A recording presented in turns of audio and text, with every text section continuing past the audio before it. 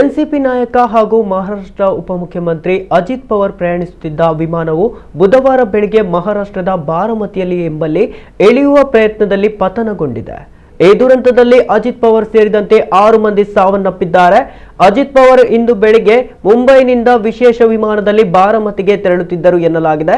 ಜಿಲ್ಲಾ ಪರಿಷತ್ ಚುನಾವಣೆಗೆ ಪ್ರಚಾರ ಸಭೆಗಳನ್ನು ಬಾರಾಮತಿಯಲ್ಲಿ ಆಯೋಜಿಸಲಾಗಿತ್ತು.